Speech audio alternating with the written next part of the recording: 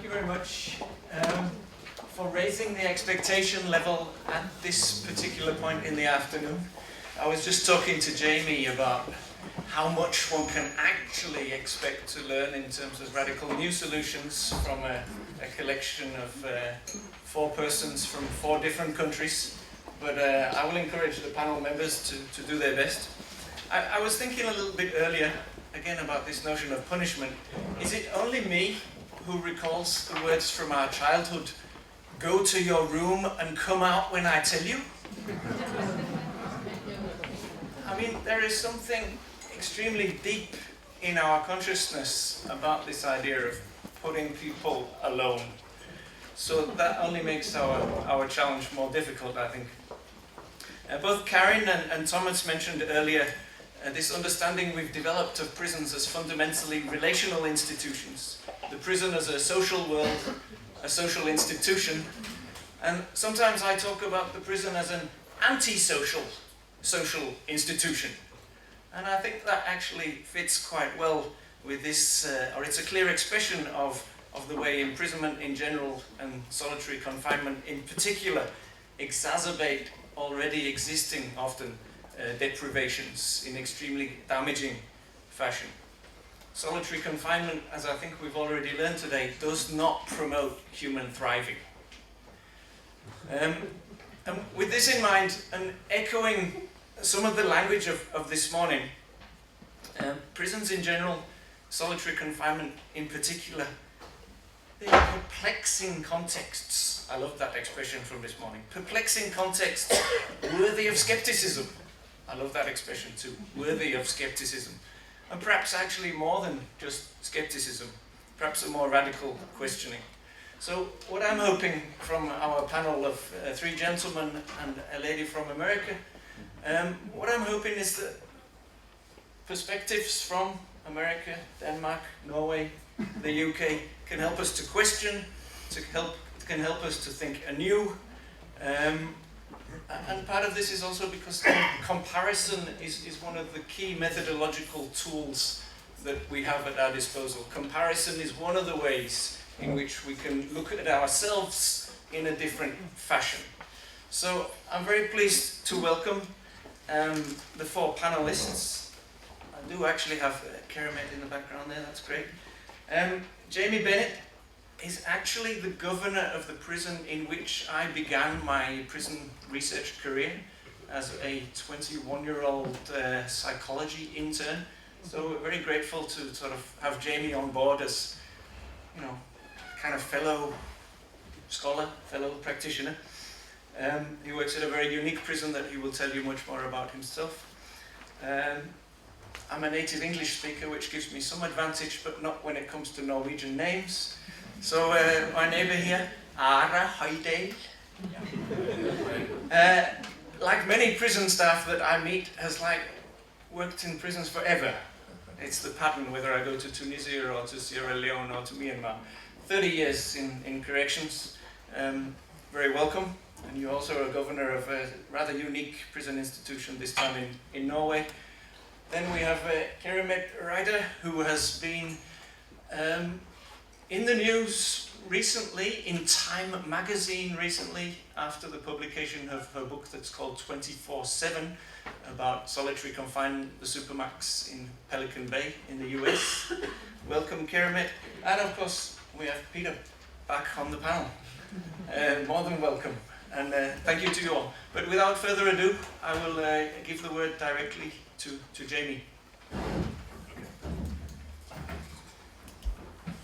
Yeah, well, thanks very much for the opportunity to speak today. So the last panel is particularly interested in the provocation presented by Bo and Annette to consider alternative measures and how do we react to serious and repeated breaches of prison discipline.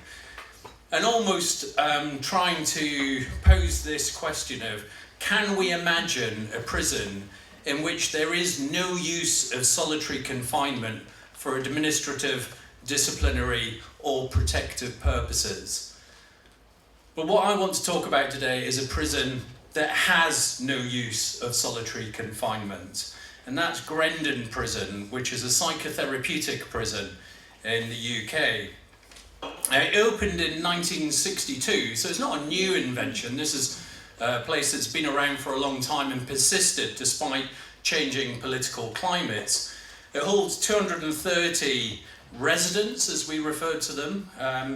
Now, I'll tell you a bit about the guys who are with us. So these aren't the easiest people in the prison system, so I'll just tell you a little bit about some of the stats behind them, albeit statistics never describe people, but they can be useful in setting some context.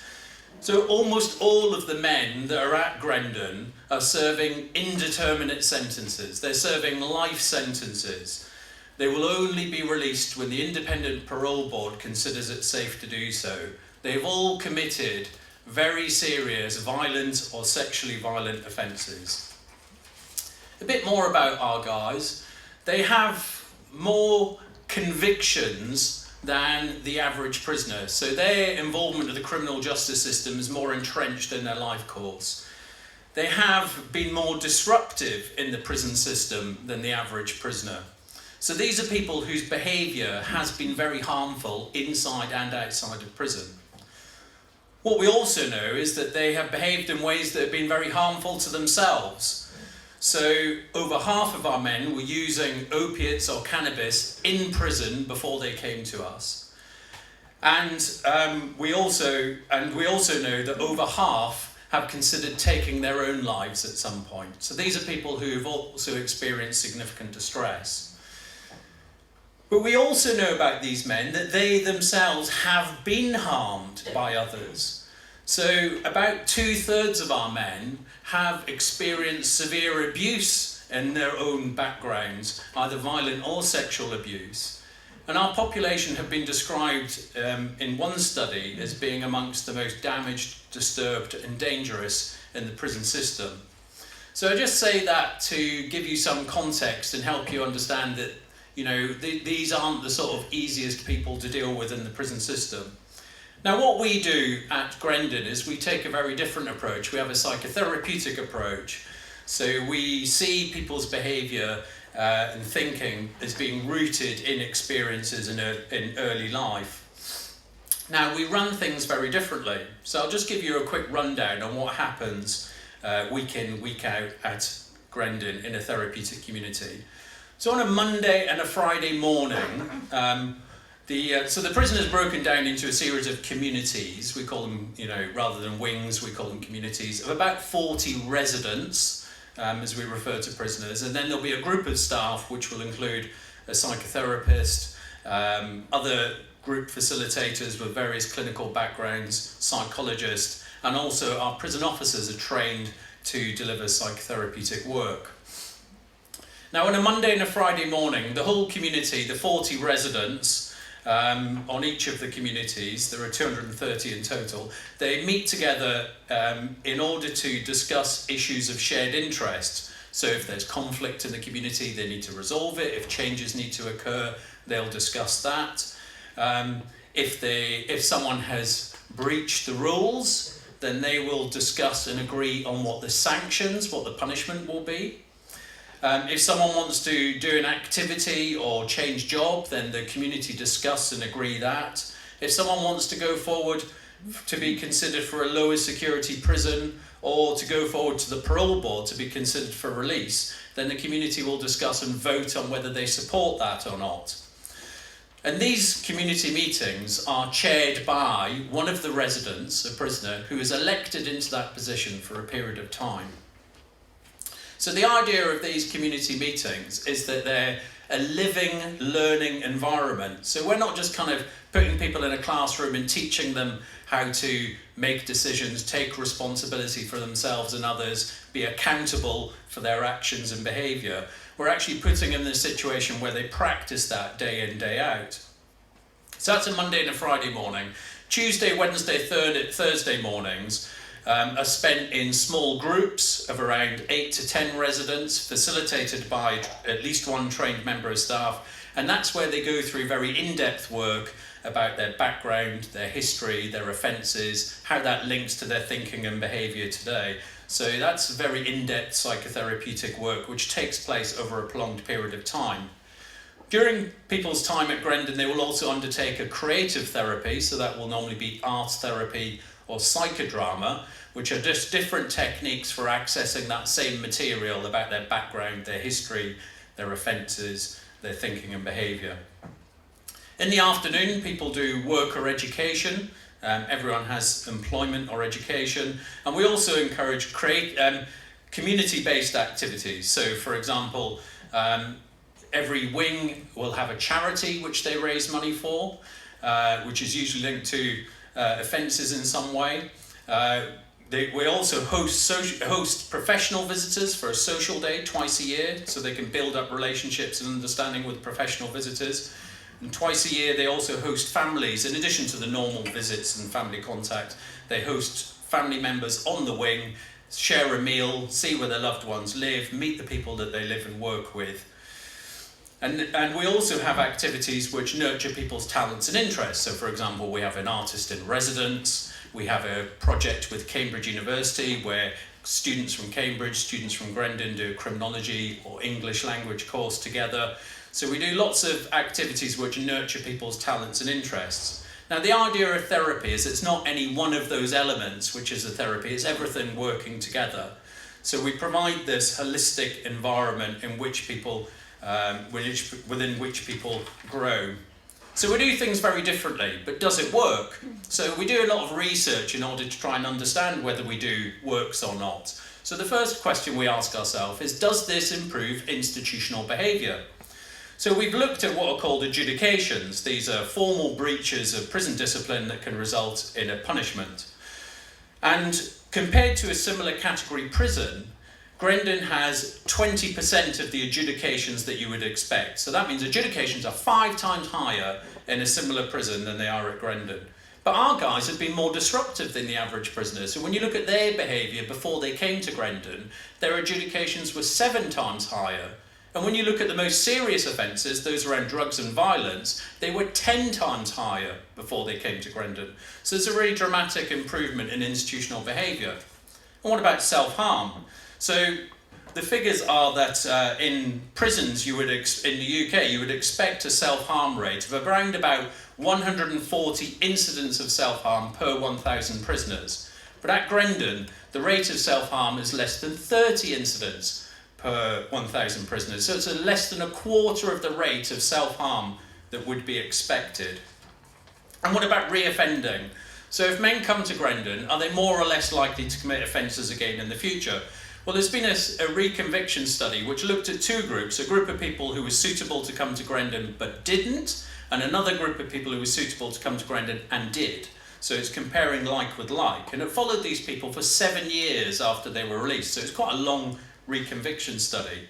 And what we know from that study is that men who come to Grendon and stay for 18 months or more, there is a significant reduction in reoffending of around 20 to 25%. So it's not a panacea, but it does lead to significant reductions in reoffending.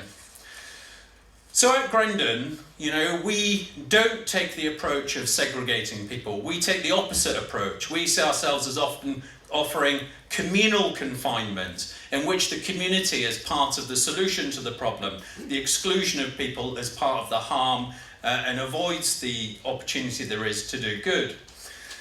So our approach is to see safety not as being achieved through this myth of total control by removing people, but instead seeing risk as something which is managed dynamically, and security being achieved not only through the accumulation of the technology or the infrastructure of security, but by giving people the opportunity to grow and develop and become the people that they're capable of being.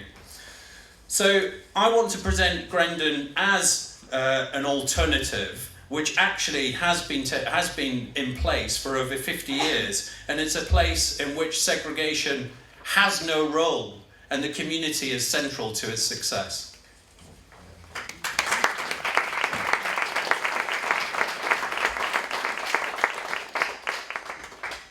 Thank you very much to Jamie in relation to this social institution, anti-social institution. Grendon is clearly an example of trying to not take the social out of the prison, but to give prisoners back the social, to almost insert them or impose the social back on them. Any clarifying questions before we move on? One. Thank you. Are the inmates at Grendon Prison a selected group, or can anyone go there? Second question, is one of the possibilities for breaking the rules to be sent away from Grendon? Thank you. Yep, very good question. So people have to apply to come to Grendon. Anyone can apply, but we're really working with men who've committed very serious offences, who have experiences of trauma. So we're dealing with the most difficult people. So that's who we're primarily designed to work with. But yes, we will consider applications from any of those people. There is a 3 to 6 month assessment process when people first arrive in order to ensure that they are suitable for the intervention. In terms of when someone breaks some of our fundamental rules, so we have fundamental rules: no sex, no drugs, no violence. Okay, so if someone breaks those rules, what happens is that we have what's called their commitment is called into question, and that means that it goes through a therapeutic process. So they have to go to the community, and they put their case for why they should remain or not, and the community vote on that. They vote whether they will continue to work with that person or not. So there is a whole kind of community-based therapeutic process that people have to respect the rules, and the community are responsible for deciding whether they continue to work with someone or not. I think it's just clarifying only. Yeah, I'd like to hear how many persons or residents is in one community, and have you the number? Is it something that you have been thinking about? Why this number? Why not another number? So the total number in the prison is 230, and we break down into communities which are roughly 40 residents each. Okay. Now that's, like a lot of these things, that's the way the prison was originally designed. And once you design a prison, you're stuck with it, because you can't just knock down prisons and build them up again. But that's why they're that size. We don't think it could really be any bigger. We have one community which is smaller, which is 20 residents, and that's for people with learning disabilities and difficulties. So that's a slightly smaller unit. Okay, thank you. I think one rhetorical question that this poses is, why are not all the prisons in UK like Grendon? But I think we'll save that one for later, because I'd like to hear about the experience from Norway. So over to Høidal, Governor of Halden.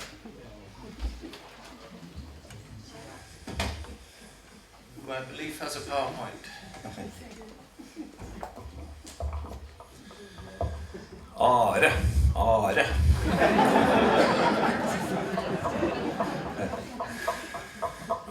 It means eagle. Yeah. Thank you for the invitation to this very interesting conference.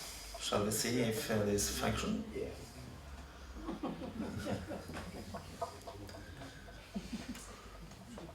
Yeah. This was the first. Do you see it? Yeah. I think I have too many slides for 10 minutes, so I have to rush through especially the first slides. That's about the Norwegian correctional system. So I think I take that very fast. We have some principles we working with in Norway, and we focus a lot on reintegration work. So that's a very important white paper that came in 2008, and that focus a lot on return to society and cooperation between authorities in the prison, responsibility for prisoners.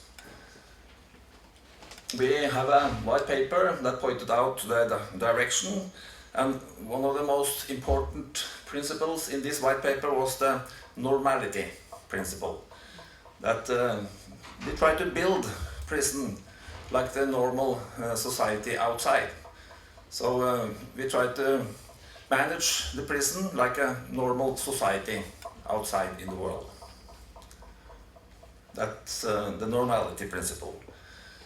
And that's very special for Halden prison, what I will come to. And we also have this import model where the healthcare people, the school people are imported from the community. So they are not, I'm not their boss. So it's the local community who has responsibility for the healthcare unit, for the school unit, and so on.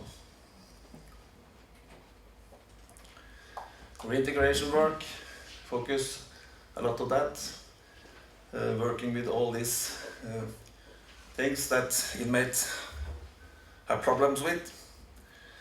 And the prison officer role are dual. Of course, we take care of the security. Halden prison is a high security prison, but the prison officer are also together with inmates in social learning and skill works.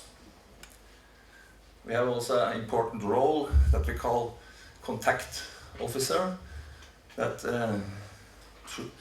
a prison officer has 3 inmates that he is a contact officer for, helping them special with matters and applications, so on. Okay. Then I go to Halden prison. It looks like this. It's on the counter side, so mobile phones is difficult to throw into the prison. You have to be a world champion in javelin if you shall throw in the mobile phones in this prison. So that's not things we're talking so much about. So Halden prison's facilities and operation reflects the principle and ambitions of the correctional service in Norway, and Halden prison is the newest prison and the most modern prison in Norway. And it focuses a lot on this design. In the newspaper all over the world, they call it luxury prison.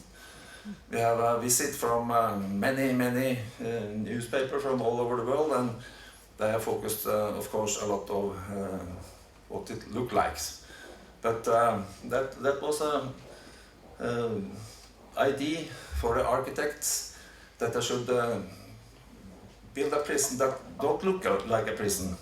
That was important.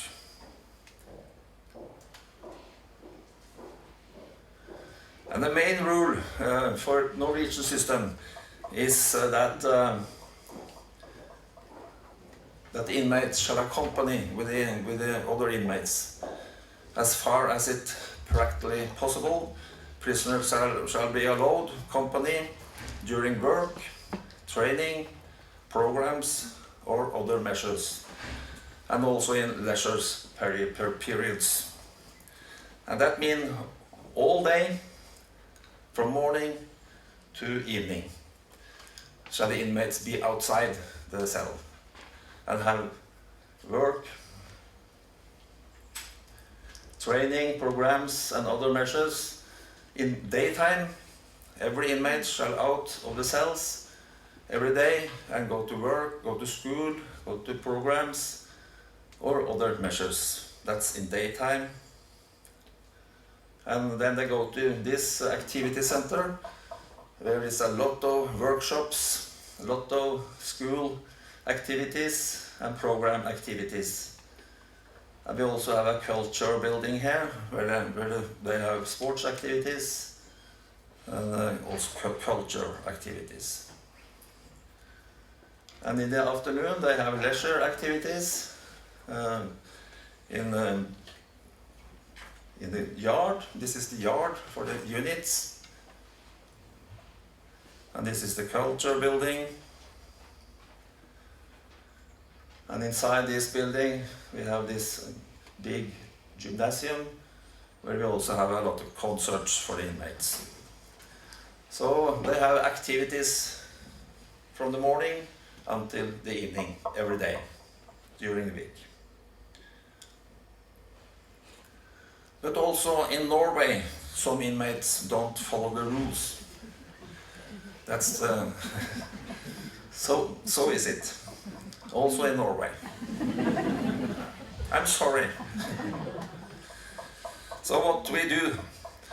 Do we have a quick fix so you can learn from us? We have,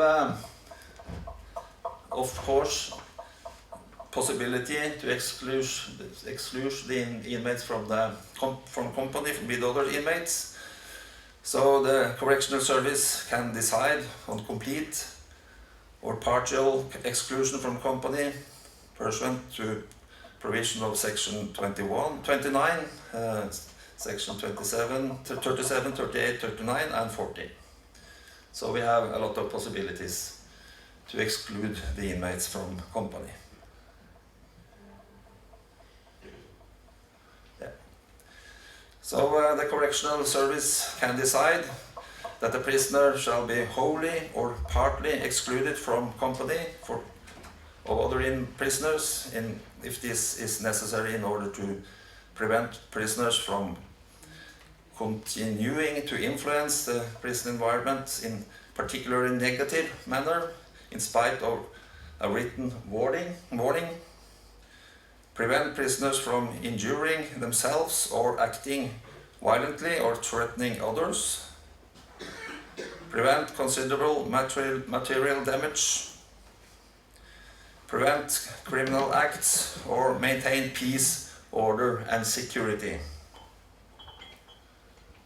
So this last one can be a little difficult to follow up. Maintain peace, order and security. It's important that this part, that we have focus on that. The community in a prison is vulnerable, and everyone has a responsibility for ensuring satisfactory conditions.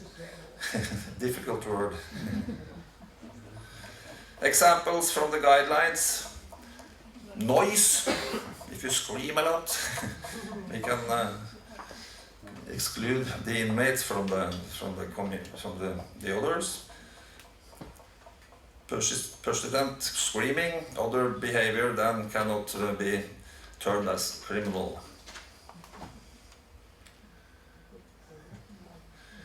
In these cases, the inmates are on their own cells, not on a special unit.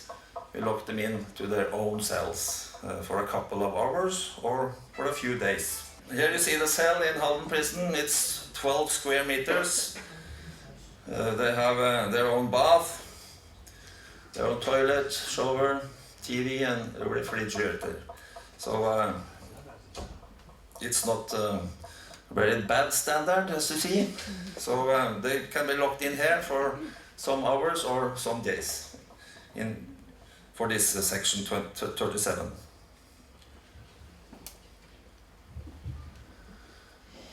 The correctional service shall decide on partial exclusion if this is sufficient in order to prevent acts pursuant to items A to E of the first paragraph.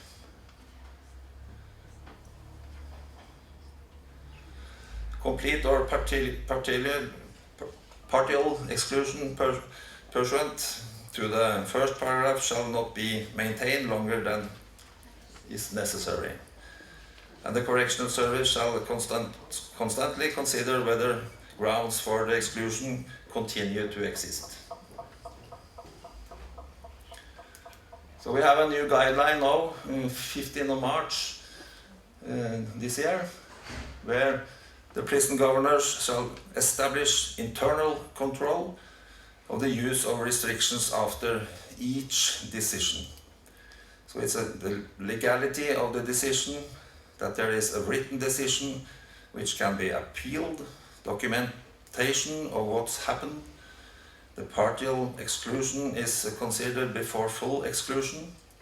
that the decision not maintain longer than necessary, checking if it's established ongoing logging during the exclusion period.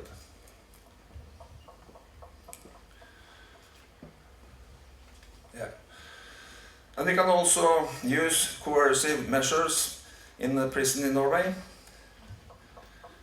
The correctional service may make use of a security cell, restraining bed, or other approved coercive measure in order to prevent a serious attack on or injury to a person, prevent the implementation of serious threats or considerable damage to the property, prevent serious riots or disturbances, prevent escapes from prison during transportation to or from the destination, prevent unlawful intrusion into the prison, or secure entrance to a closed or barricade room. Then we can also use security cell or restrained bed. The correctional service shall use coercive measure only if the circumstance make this strictly necessary, unless forceful measures have been attempted in vain or will visually be inadequate. The correctional service shall constantly consider whether grounds for maintaining the measure exist.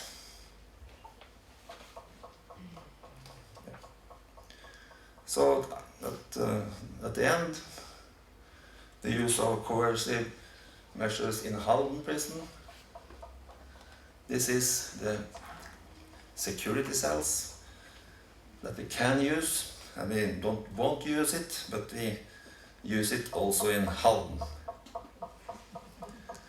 So from opening in 2010 until today, we have used it in 2010, 5 cases, 2011, 11 cases, 12 cases, 13 cases, 14 cases, and back to 13 cases, and last year 17 cases. So that's a record for us during the year. So approximately 1 a month. And all cases not more than 1 or 2 days. We also have a possibility to use restrained bed. 0 cases every year. Yeah. Yeah. The last one, aggression and physical violence between inmates are rare. Aggression from inmate towards staff are rare, and physical violence from inmates towards staff is so far non-existing. So I think activity is the solution. Take the inmates out of their cell every day. Activity, go to school, work, programs, and also activity in the evening. Then we get good results. Thank you.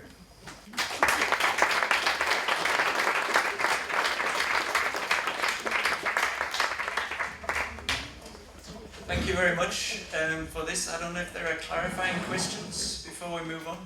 I think what we hear here is certainly a desire to limit the use of solitary confinement, and certainly a desire to call it something else, a different language. So no segregation unit, just these security cells, the bare cells? We have 3 security cells, that's our segregation unit. That's the ones we saw, so Yeah. very Yeah. close. Okay, if no clarifying questions, then I would like us to move on to Keramet Reiter. For all of you who've been Googling the title of her book, it's not called 24/7, it's called 23/7.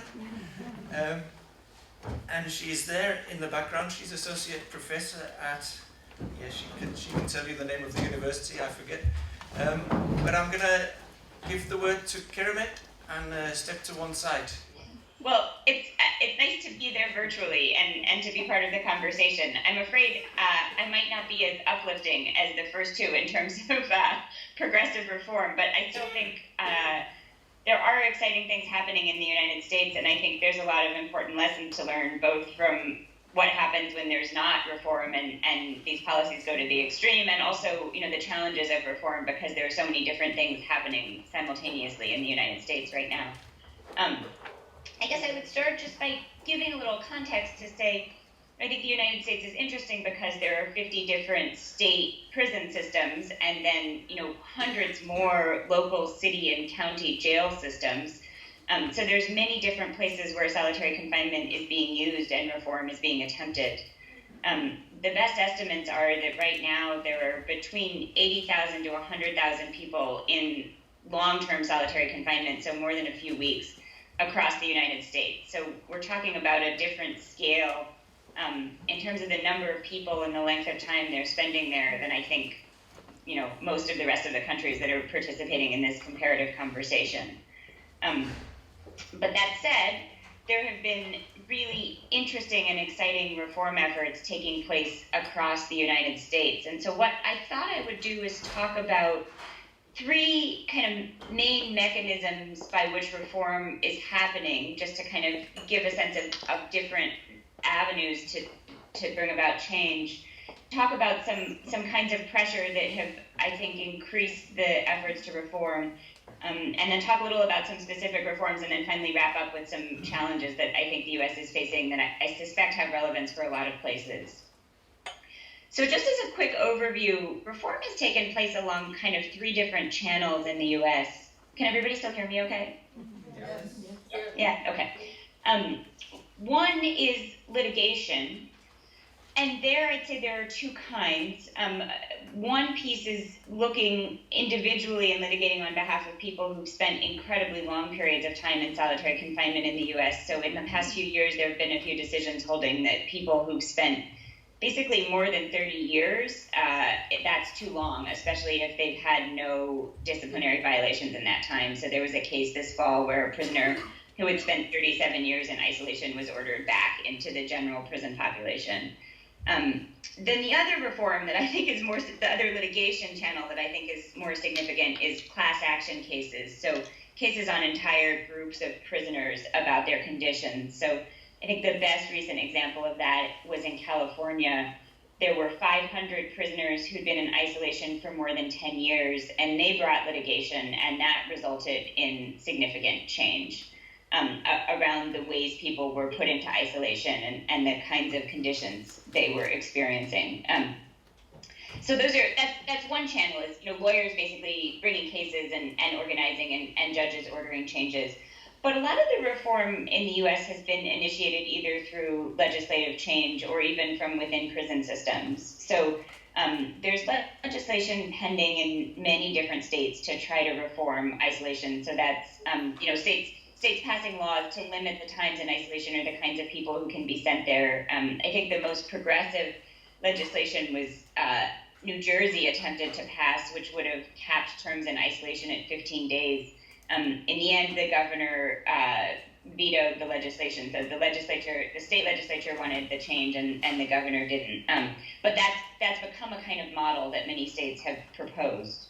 And the last piece that I think is really interesting in the United States is that a number of state prison systems have seen the legal pressure from courts and legislators and have just initiated reforms on their own. So I think two big examples of that are Washington State and Colorado have both kind of worked to do what they can within their own system. So leadership within the prison system, like wardens and superintendents, trying to implement policies to reduce times in isolation. So that's another interesting piece. And I think all of this in the United States has been mobilized by pressure from a variety of sources.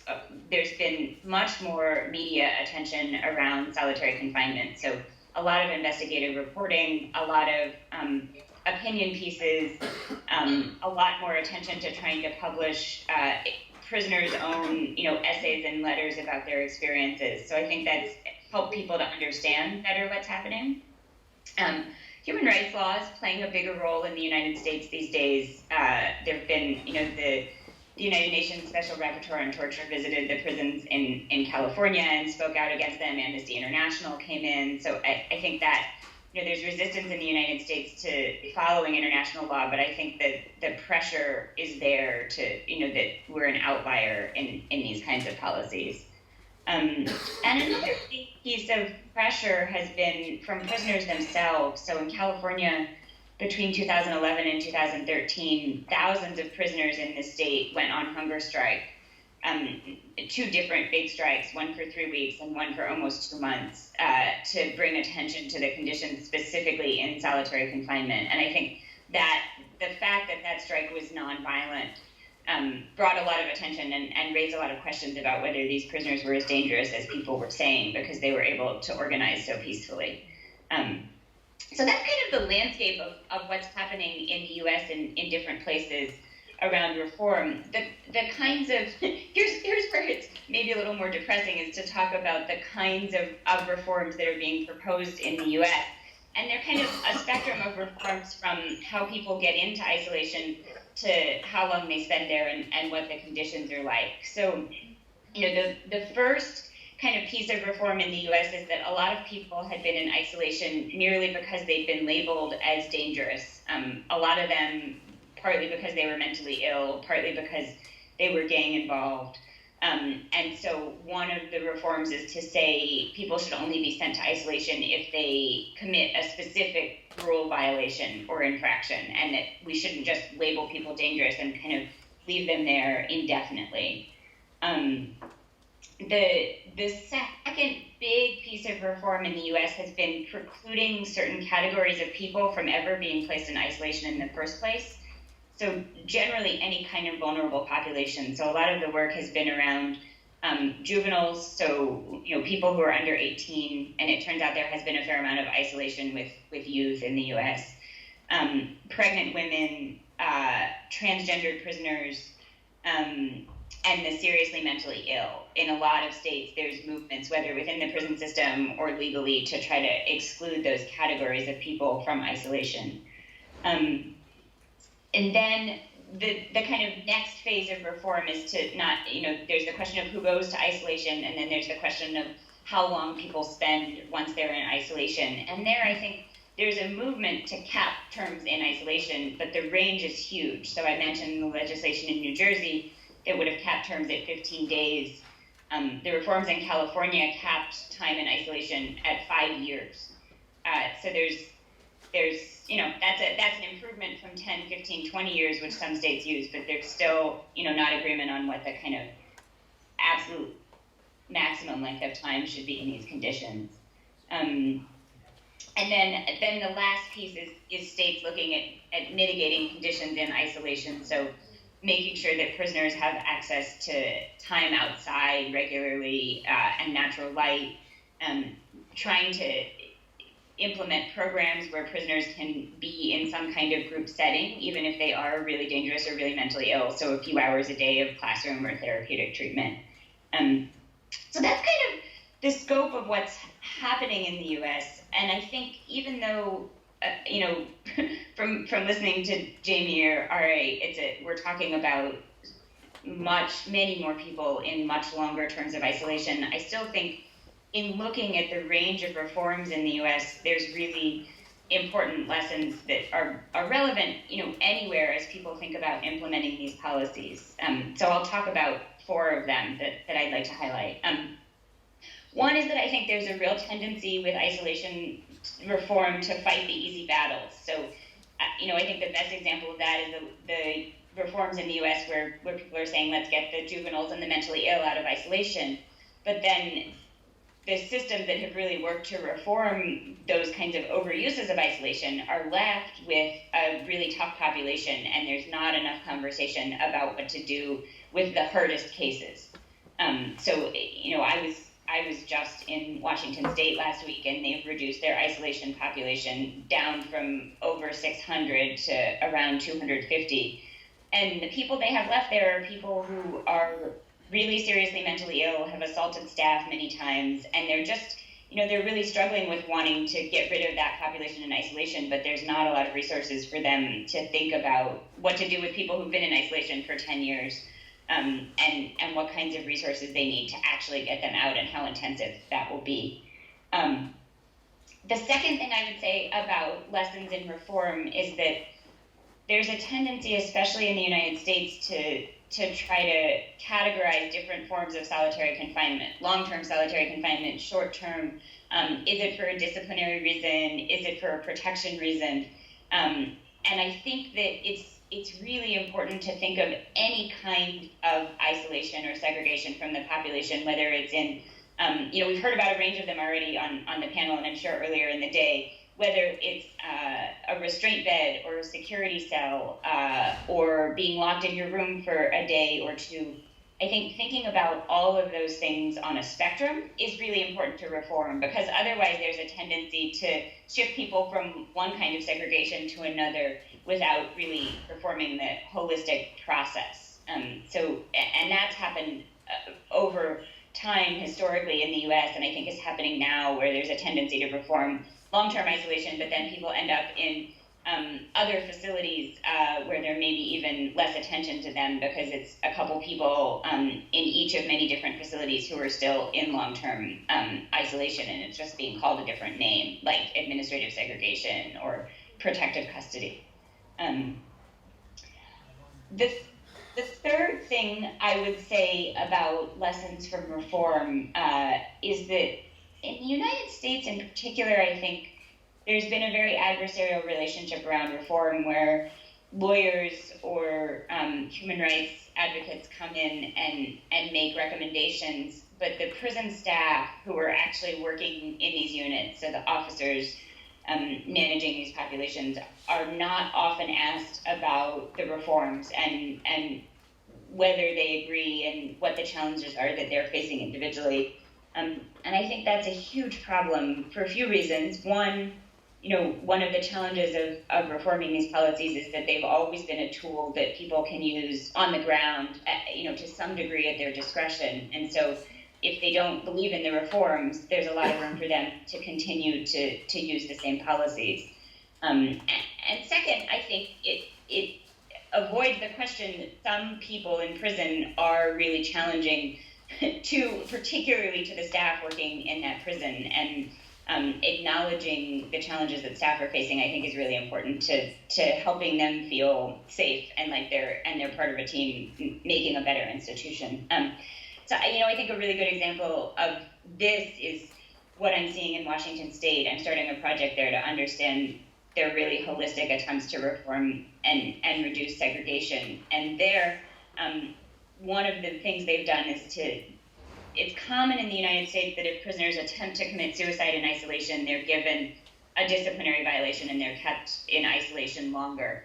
And so one of the major reforms people implemented in Washington was to say that suicide attempts shouldn't be considered disciplinary violations. They should be considered mental health problems, and prisoners should be sent to a therapeutic context instead of given a report that they violated a rule. But the staff weren't completely on board with this reform, and the leadership who was watching this happening noticed that instead of giving violations for suicide attempts, staff were giving violations for either possessing contraband or for destroying state property if, say, they tore a sheet up in order to make a noose so that they could try to hang themselves.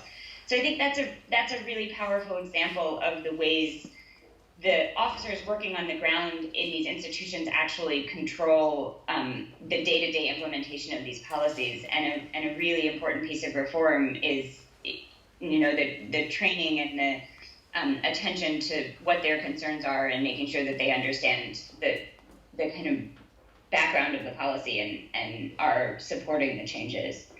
And then the very last piece I would say about reform that I think is perhaps the most important is developing mechanisms of oversight to maintain the reforms that are currently happening. So I think one of the things that in the United States that's been particularly interesting as I've been working on solitary confinement research and reform for more than a decade. And when I started working on it, it was not something that anyone in the United States, I think, was not particularly in the news. It was not something that people understood was happening so frequently in prisons. I think this has been true in a lot of places that have, my sense is that in Denmark, over the last few years also, there's been renewed attention to the scale of solitary confinement use there. And I think one of the things that's really important about reform is that once people understand what's happening, what the conditions are, how often it's being used, that actually becomes a real leverage point for a conversation about what kinds of changes would happen and could happen. But until people know that segregation is being used or that solitary confinement exists and what the conditions are like, it's hard to even have a conversation. And I think in a moment of reform, it's really exciting and we think about what the alternatives are. But then if we don't build the infrastructure to report regularly about how many people are in isolation, why they're there, how long they're spending there, it's hard to maintain that moment of reform. And I think historically there are many cycles of, a little bit of attention based around a certain moment and then not building in that infrastructure to maintain oversight and data about who's in isolation and it kind of expanding in use again. I even had that thought in thinking about Halden of the numbers going up each year, the number of people in the segregation cells, and wondering if that was, as people pay attention, then will there be an attempt to decrease that number? And, I think in many places the use of these kinds of institutions fluctuates, and the more kind of independent oversight there is, the more room there is to make better decisions about keeping the numbers low. So that's my quick and depressing overview of the state of things in the United States. No, but what I've been asked to say a few words about is bringing Denmark into this, is to say quickly something about a process which has taken many years, but an example of how one particular form of solitary confinement has been reformed in Denmark to say that it is possible, indeed. And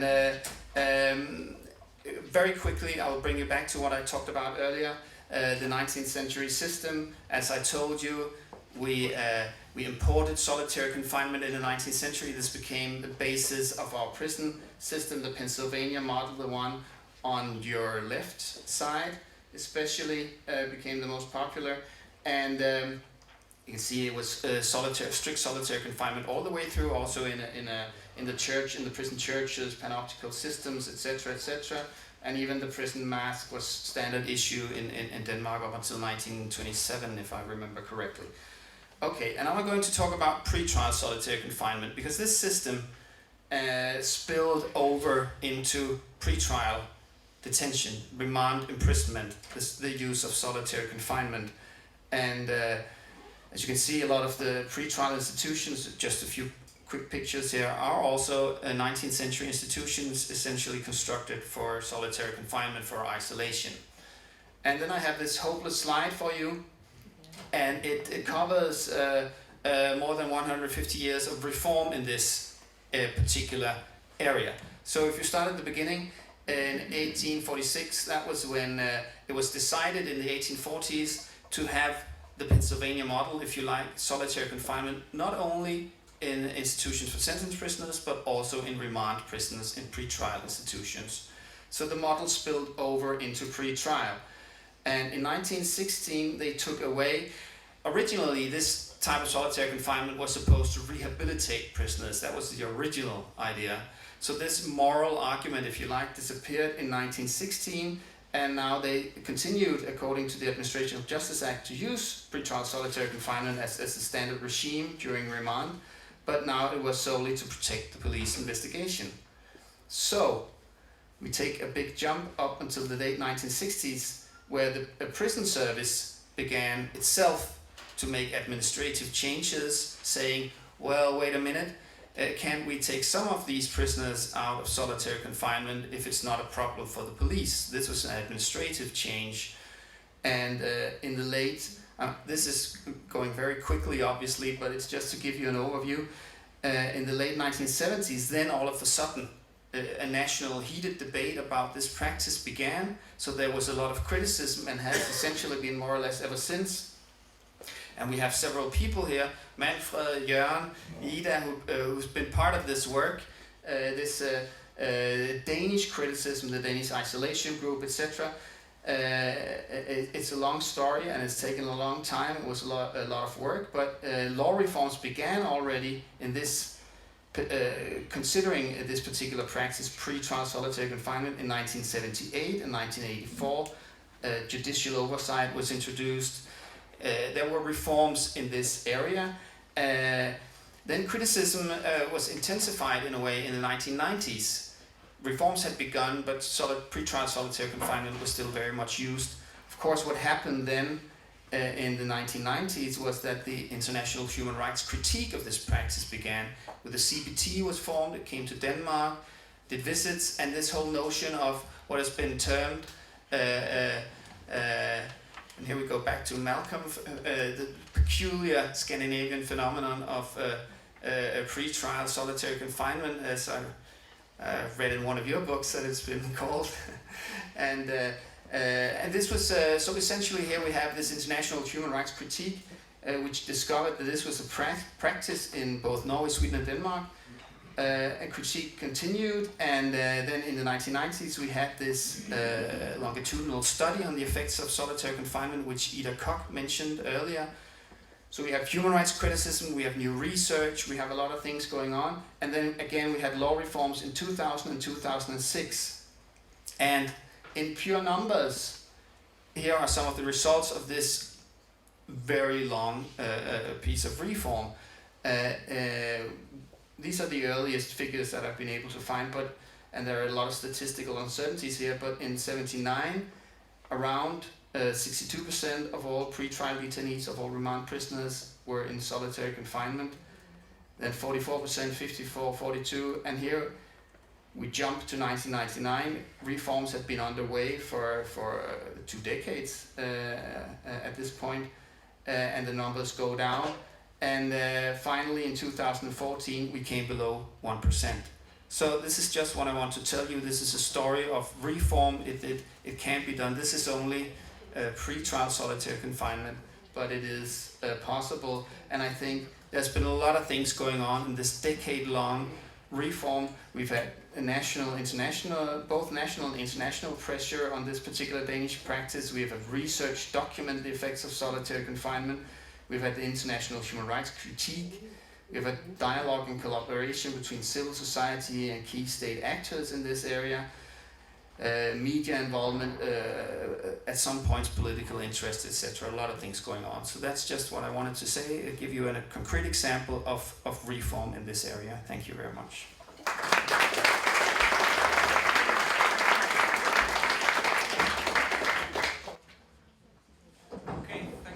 To Peter for these concrete examples.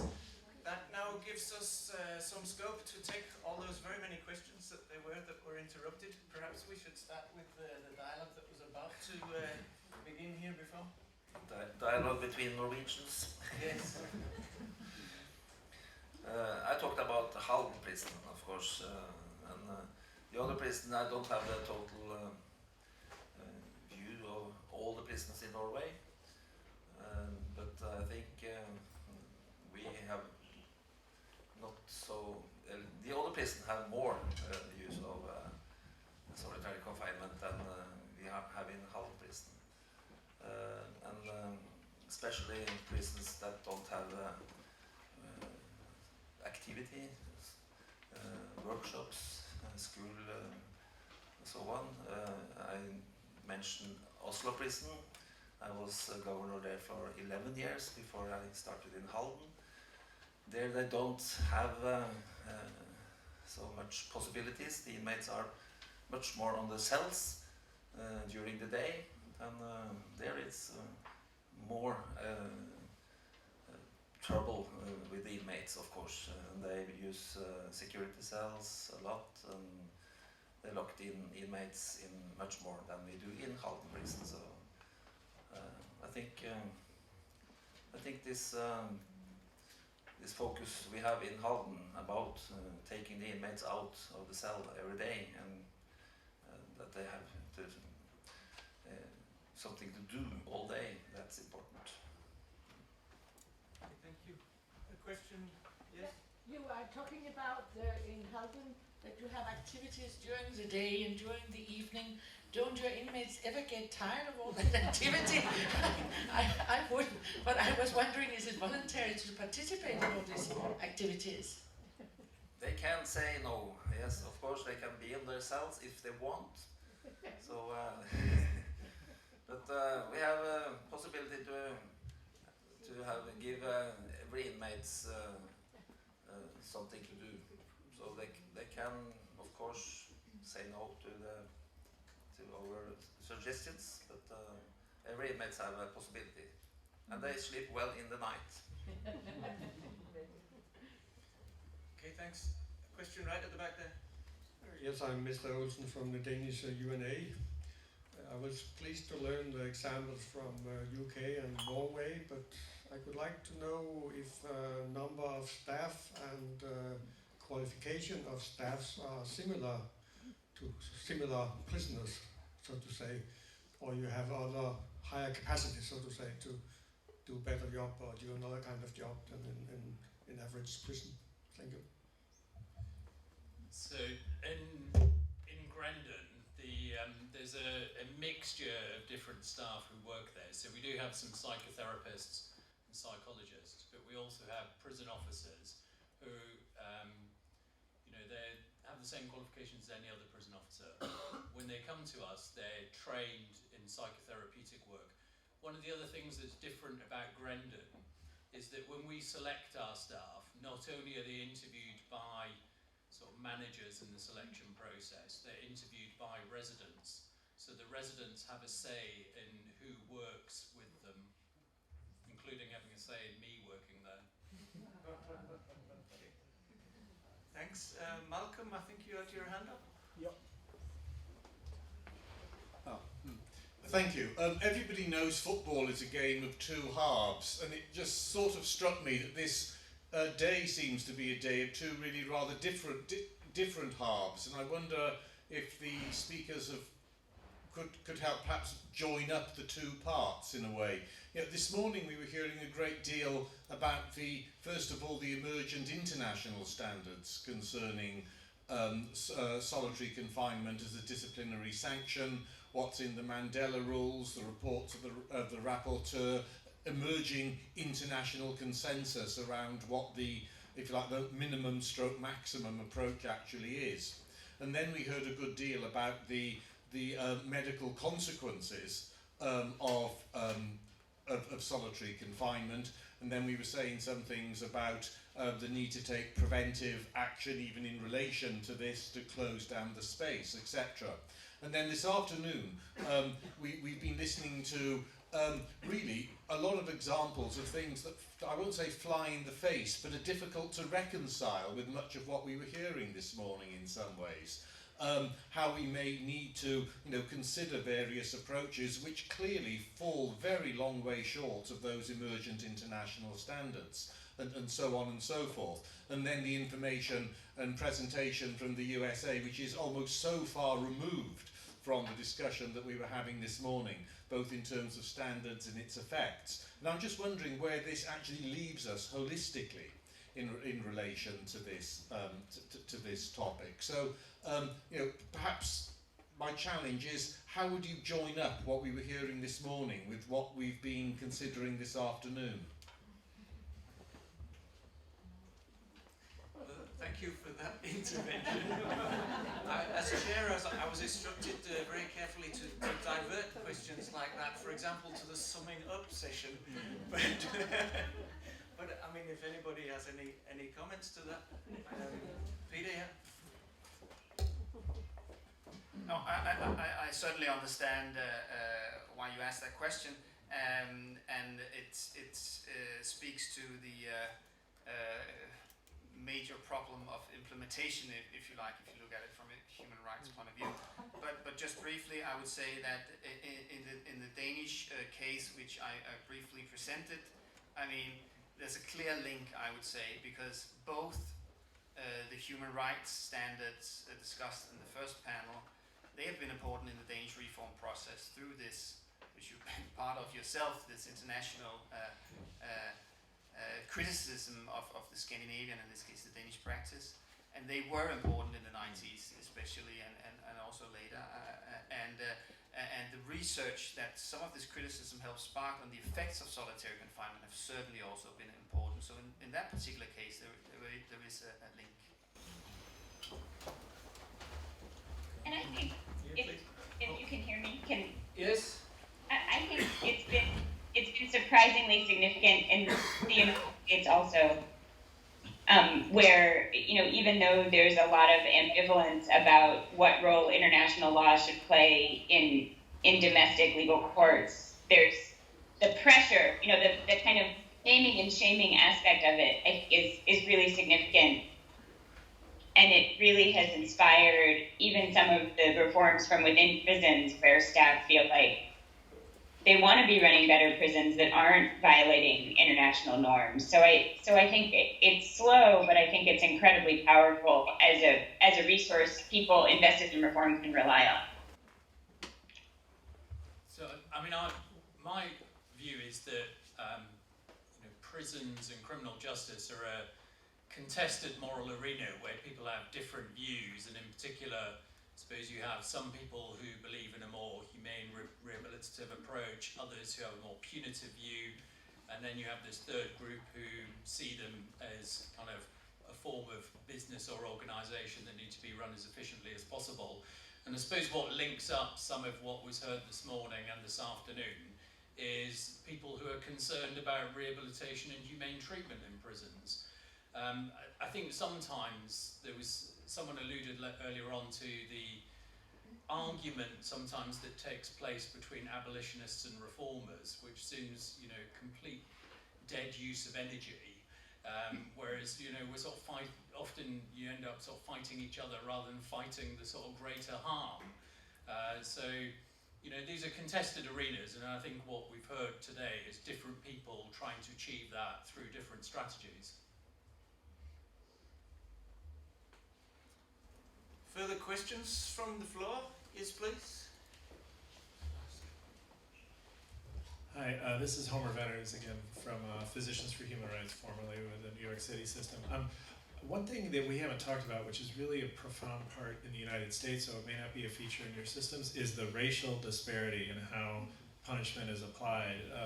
We looked at 55, after we did that big initial solitary study, we looked at 55,000 first-time jail admissions in New York City, and we found that African-American men were 2.6 times more likely to go into solitary, and Hispanic men 1.6 times more likely to go in.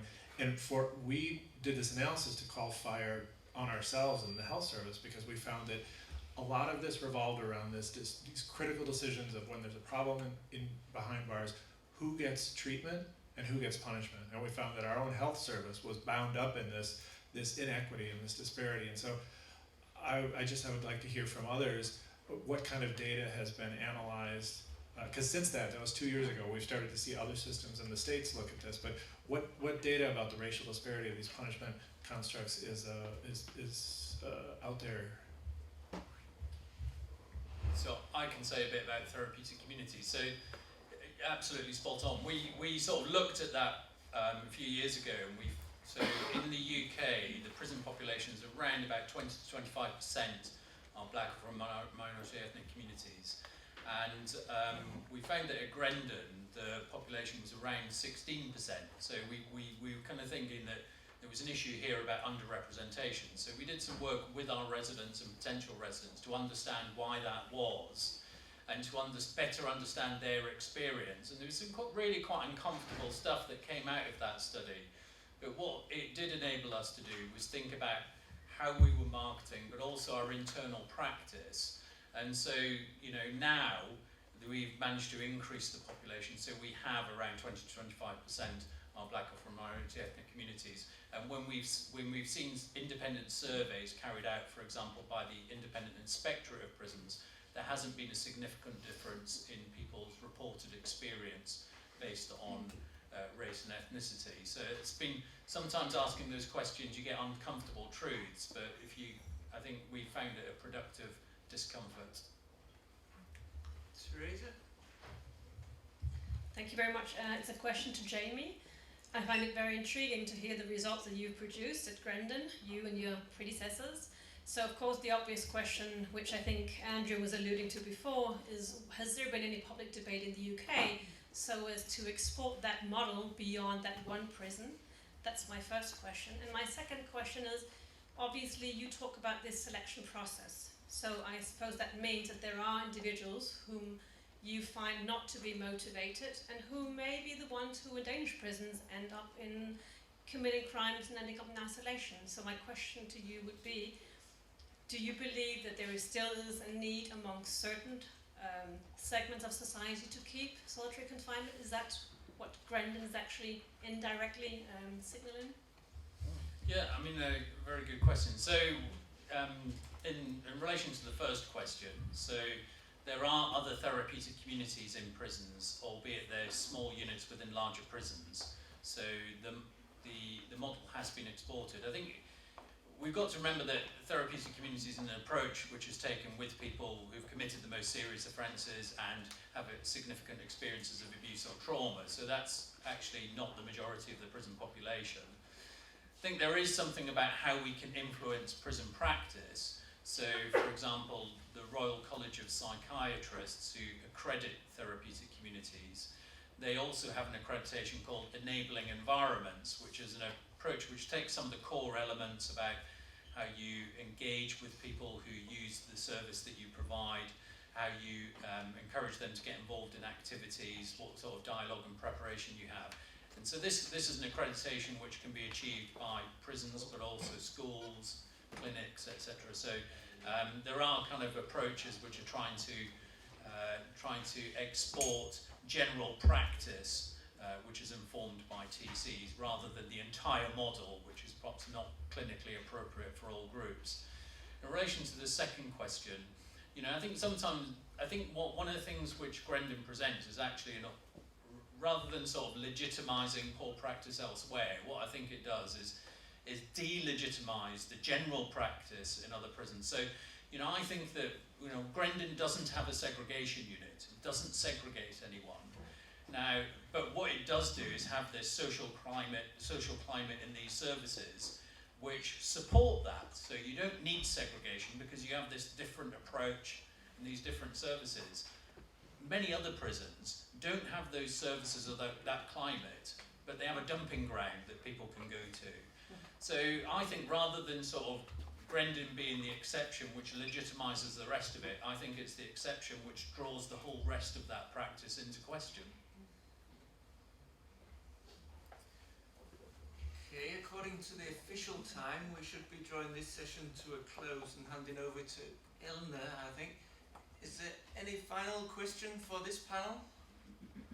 Okay, no, I think one of the things I've picked up from this panel at least is that there are alternative models. There are ways of thinking differently about solitary confinement, actually. I think one of the things that came out from Keramet's talk was very much that there are also a diverse range of advocacy strategies to work on this. And part of today's business is about thinking about advocacy. She talked about legislation, she talked about the media's role, but she also talked about something interesting, which was prisoners' voices, which I don't think we've thought that much about in terms of how we think about how moving the solitary confinement agenda forward. Also mentioned has been oversight, which is a sort of key theme for us at Dignity. And also, I think maybe it's a bit disappointing, but this realization that reform takes time, that there is a big difference from the emergence of new norms and new standards at the international level and what is going on at the practical cutting edge in our criminal justice systems. But I think with that, I will... I would just like to know, how is Grendon possible within the English prison system? Established. How, have you done it yourself or you have a license? So it's been around for 50 years, and I think its emergence is really in the sort of post-war welfare tradition. And so sometimes in criminal justice we hear a lot about innovation and change, and actually I think there's a significant role for conservation and keeping hold of some of those practices that we have that are perhaps rooted in different historical values, but are sort of positive, progressive and effective. But once again, thank you to our panel, to Keramet.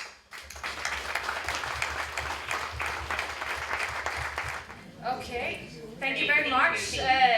This is this final session that we can leave this confined area, get out in the sun. The idea of this session is just briefly to bring all the observations, the conclusions together. We are going to take these solid recommendations forward to Danish politicians, specifically at our meeting with Folketingets Retsudvalg, the legal committee in the parliament on Thursday the 27th. We had invited politicians, the Minister of Justice, members of this committee to this conference. Unfortunately, none of them were able to attend, but as I said, the recommendations will be taken forward. And of course, also at an international level, at Dignity, we intend to take this discussion further. I have some ideas about the final conclusions, but I would also like to open up for some final remarks. How to bring together the observations, the points made in the morning and in the afternoon. I remember in the break speaking with Malcolm, and he asked for 30 minutes for his final recommendations, but I think it's 3 minutes and you can do it very short and concise. Perhaps we should open up for final remarks first, and then Peter and I will sort of try to bring the dots together and make the final recommendations. But first, let me open up from your side, any final remarks, any comments, considerations you would like to make? Otherwise, we'll just move on. I would say from the first panel on the international normative framework, the legal standards, I think 3 main points came out of that discussion. First of all, the Mandela rules, the revision of the standard minimum rules, of course, was a key milestone and has clearly explained we now have prohibitions of solitary confinement towards minors, towards inmates with mental illnesses, towards women, pregnant women, breastfeeding women, etc. That's very clear. We have a clear prohibition of prolonged solitary confinement more than 15 days. In addition, we have the general rule that solitary confinement should be used as a last resort, etc. So that was a milestone. What I heard from the international monitoring body, from SPT and clearly from CPT was also a positive trend to move towards the implementation of the Mandela rules in practice and document when the Mandela rules are not followed. And I think especially from James McManus, there was a clear recognition, acknowledgement that we have to move further than what is stated in the Mandela rules. And I especially recall his comments that we have long abolished or outlawed physical punishment and solitary confinement as a psychological punishment, which is even worse. It's now time to outlaw that kind of punishment. I think that was an extremely strong recommendation that we can take forward in our advocacy work. So that was in sort of a way of summing up the key recommendations from panel 1. Yes, please. I want to add that we have still some concern about the medical supervision. Yes. It is not in the Danish, the response of the Danish government to the CPT. It's a long-standing discussion about the medical. I think it's still a serious problem in the Danish context.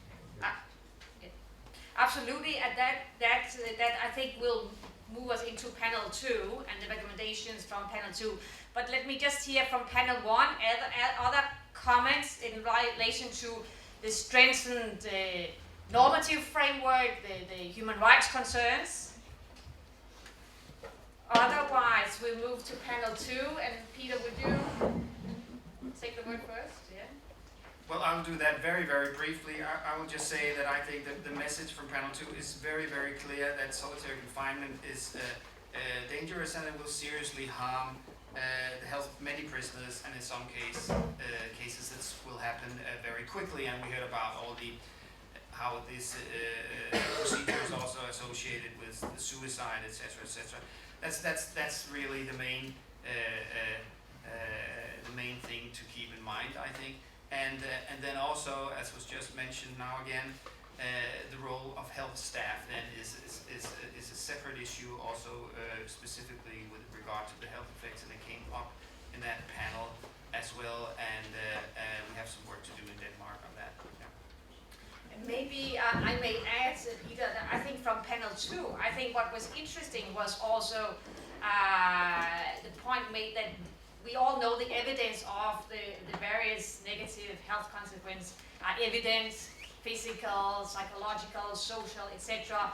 As Sharon's mentioned, the time factor is extremely important. But based on all that research, evidence, as I heard, the recommendation from the health professionals was also an abolition of solitary confinement as a disciplinary measure, because despite all these individual factors, you never know when would the very severe harm occur. Yeah. Anything else to panel 2? Well, yes, please. The meaningful human contact, I think. Yeah. Sorry, the meaningful human contact, I would add, and as Are said, activities really, really important. And then, as I think we agree, then it becomes less solitary confinement and more something we can live with. I'm not sure if this works as a recommendation as much, but there was a couple of times during that session where people said, "This is banal, but," and it was about the need for human beings to have meaningful human contact. So the question is, how come this is so banal and obvious to us, but is not heard either by politicians or decision makers? And how do we overcome that? That's panel 4. Very good points. Yes, indeed.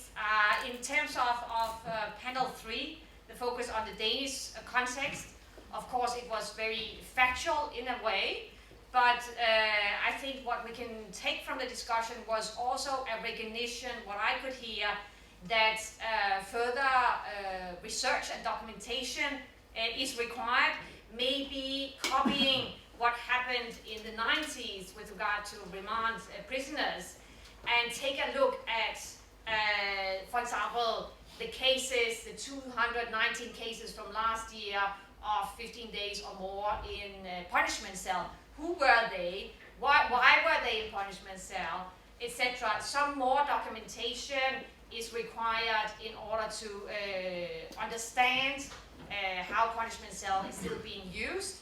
What I also heard from Annette Estorff was also a recognition of lack of statistics, transparency in terms of the duration of punishment cell.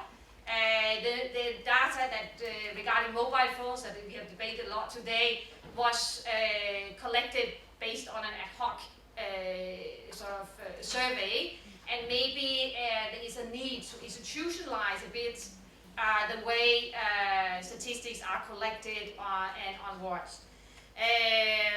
What I also took with me from that panel was again a recognition of the political climate that is in Denmark right now, and how actually to take all this knowledge that we gained from panel 2 and panel 1 to the politician, and how to use that to influence future legislative reforms.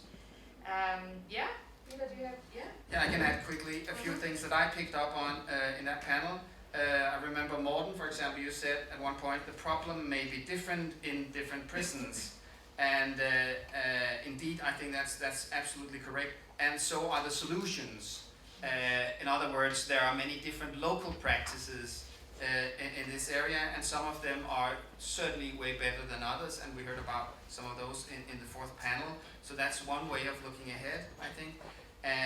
There is quite a big difference here, local differences, from even though regulations are often very tight in penal law in different systems, there are big local differences.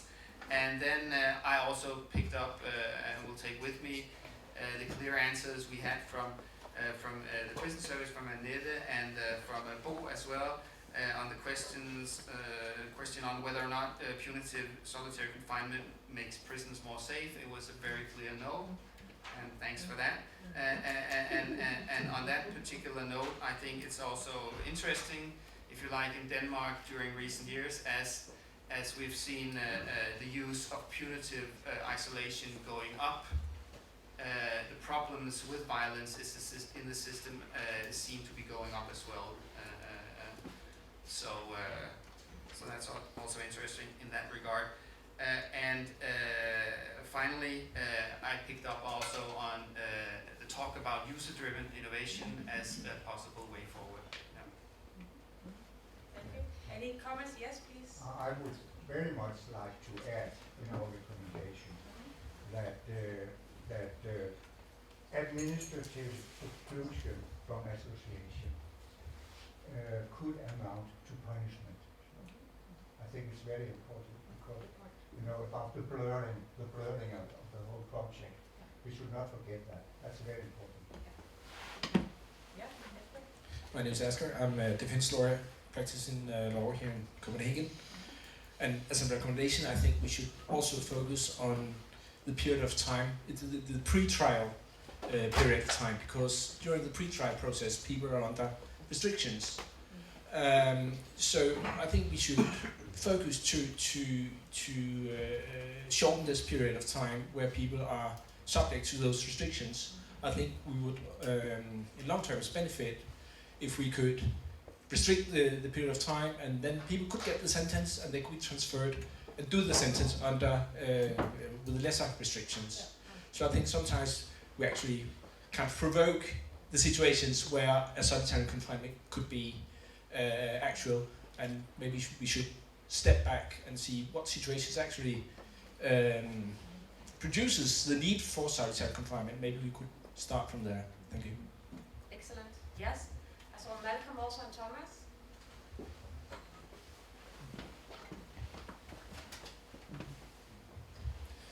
Thank you. I suppose if we're talking about big takeaways and looking at the day as a whole, perhaps it's understandable given who we are, but I didn't actually hear anybody speaking in favour of solitary confinement. Doubtless there are some people out there who think it's a good idea, I don't know.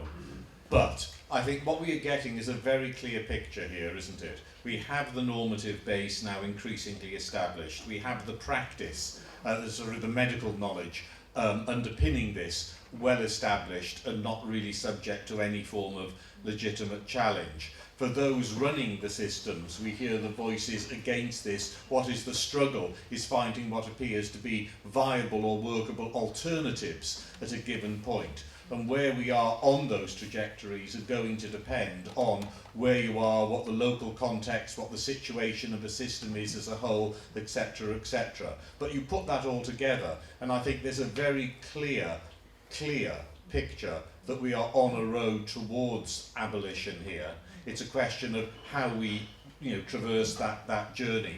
And I think if that's the one big thing that we need to take out from that, it's perhaps reducing the period of time, which others have mentioned is 30 or 50 years between where that it takes when things get embedded in theory to get them translated over into practice, which probably means concentrating much more on the discussions at the latter end of the day about how we can reconfigure the way that prisons are operated, run and structured to realise what we were saying this morning needs to be done. We need to keep repeating those messages from this morning, but as we know, just repeating them isn't going to really expedite that change unless we can come up with the things on the management and organisational side that really help bring that about. And so I think, I think this has been a fantastically useful conference, so thank you very much indeed.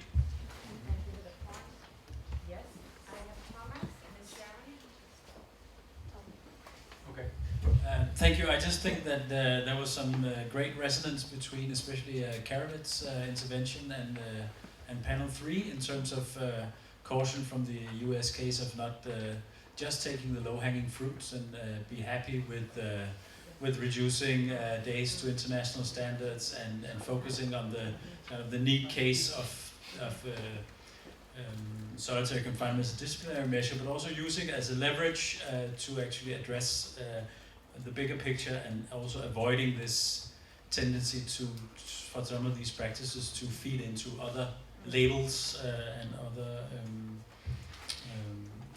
And another thing also related to Keramet's intervention in terms of the importance of getting the people on the landings on board, which I think was also quite strong in Bo Sørensen's remark. And here I think one should consider the role of the NPM and also to brokering, bridging, coaching the actual implementation of some of these reforms if there is success in putting them through. I think that is super important. Yes, thank you.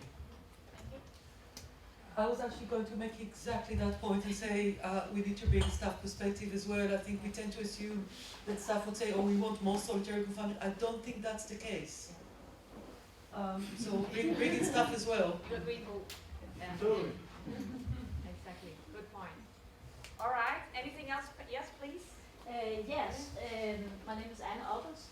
I'd actually like to build on to that because I wrote on Facebook today that I was here for this conference, and a prison officer friend of mine wrote, well, I hope that they will also look into why we use this, what needs we have then for other things that can make our daily life work.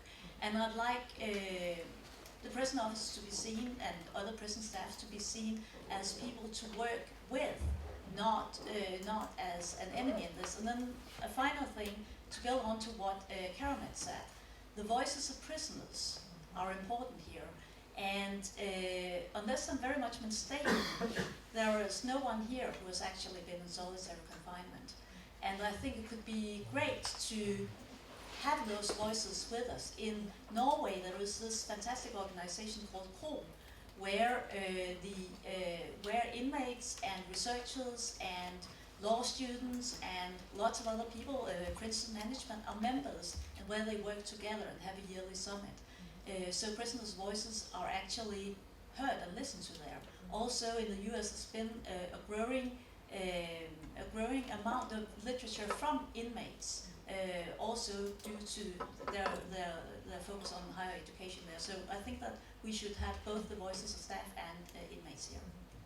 Very, very point. Yeah? Can I say just to that we are people who are working with that exactly, with both the staff and former inmates. And, yeah, very good point. Absolutely. And we did try, in fact, to have it at the conference, but unfortunately we managed. Yeah. All right, panel 4.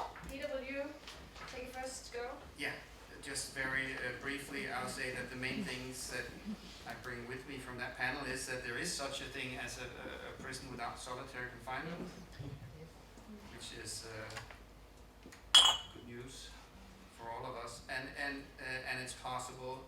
So that's the very basic message. And the other thing that I picked up on was exactly what Sharon mentioned earlier. Activity is the solution, not isolation, according to our. And yeah, those are essentially the key issues, I think. Yes, and I think from panel 4, what I also took with me now, I'm thinking in terms of advocacy, was Keramet's very clear overview of the different ways of driving reforms, focusing on litigation, legislation, documentations, and that also there are reforms at very local level, and it can be hard to compare one prison with another or translate an experience from one country to another. So I think, yeah, that's very much from our side. Last comments, please, Martha.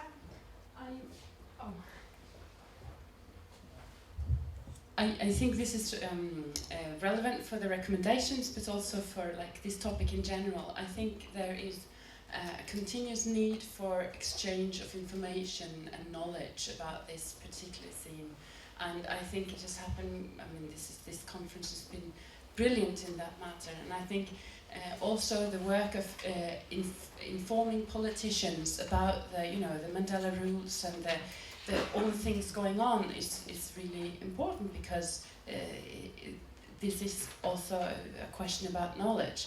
And I hope also that this can continue, and I would dare to say, to invite you all to also to join the Scandinavian Isolation Network. You'll find us under the pages of the Faculty of Law at the University of Oslo. It's just a network for higher knowledge and exchange of information about this topic, and it's very easy to join, so you're all welcome. And if I understand correctly, you have some new material being produced exactly for translating the rules of solitary confinement into actually sort of practical guidance for prisoners. Yeah. I think it's important, and also as a comment, I think it's really, really important to bring in, of course, the staff, but also the prisoners. And in this network, actually, we try to work on, and it's quite interesting to have the task of prisoners, guards, directors, and researchers to actually sit down and make formulations that we can all agree on of what solitary confinement is and how to make it better.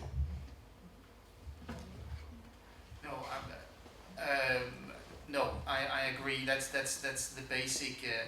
The key for reform, I think, in this area is bringing all these actors together. And I think there's one other group perhaps we should mention in that regard. That's prisoners' relatives. They are a very important group as well. And I think some of the successes we've had during the last decades with prison reforms in various areas, at least some of these reform processes have been driven by these different actors coming together, so to speak. And as has also been mentioned earlier today, the big challenge is to include the politicians in this group of reformers. And that wasn't so difficult some years ago, and it's currently quite difficult. Thank you very much. Yes, please, Christian.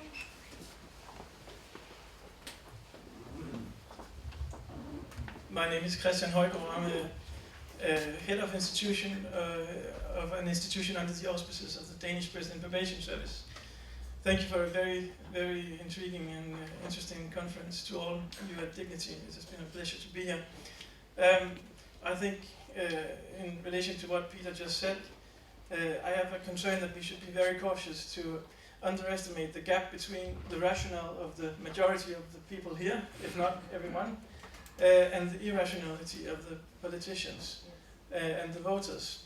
And if you're going, and you are, to the Retsudvalg on the 27th of this month, I think we should do more to try to answer what Annette Estorff asked us all from the speaking chair. What are the alternatives? What can we present as alternatives? So far we have presented some very visionary ideas that I really encourage, but they are a bit down the road compared to where we are today. So I think it would be very important to address some very concrete issues, such as how can we make this meaningful human contact? Can we do that via Skype, for instance? We have seen people from the US and from Scotland here today. I've felt quite close to them. Could we make isolation as a part-time isolation, doing it only in the spare time, which means the inmates can go to work, they can go to activities, but then after that they must lack the social the social activities in the cells or in the communal living room, as Paul was talking about. I think we need some concrete answers too, but that's just a concern. Yeah, thank you. I couldn't agree more, and I hope we will be ready on the 27th for exactly those concrete answers. Yeah, I've seen Therese's hand, and I have Daniel. Yes, I think you first. 2 points. One is I agree very much with Christian, and without shortcutting the process, perhaps I would like to extend the invitation to the Danish Prison Probation Service to join us for that meeting with the Parliamentary Committee, because We are human rights advocates and we have one opinion, but if possible at all, to have representatives from the system from within who present this knowledge, I think that would be very powerful in terms of convincing politicians that this is the right pathway. So that's my first point. My second point is, as Malcolm was saying, we are in a pathway towards abolition, and now the meeting today was meant to convince Danish politicians and change practices in Denmark. However, I would say that from the perspective of the CPT, this conference has been a catalyst also in changing our minds, because as you heard McManus say, 5 years ago we wrote a paper saying basically yes, this can still be used. Only 1 year ago we wrote an annual report where we said children can still be placed in solitary confinement. Now that is no longer the case. So I think this conference has also helped spark change beyond the Danish context. So thank you very much for that.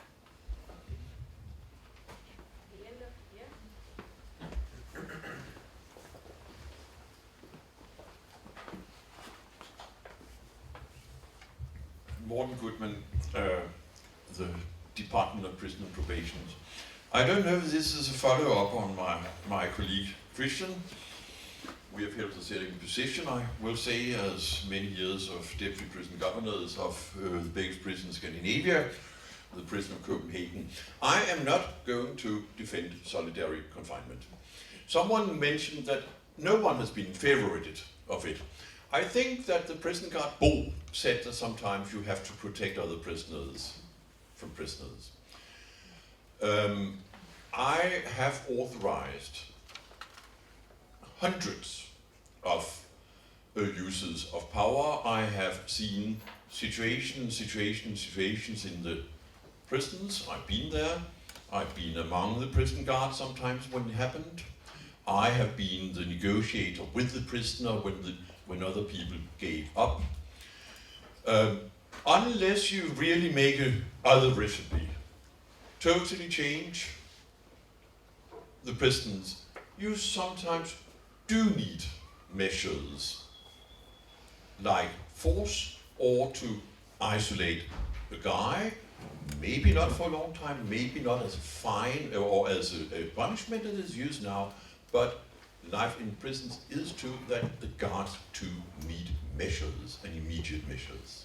We shan't forget that until we have another solution. Very clear, thank you. Yes, Omar, please.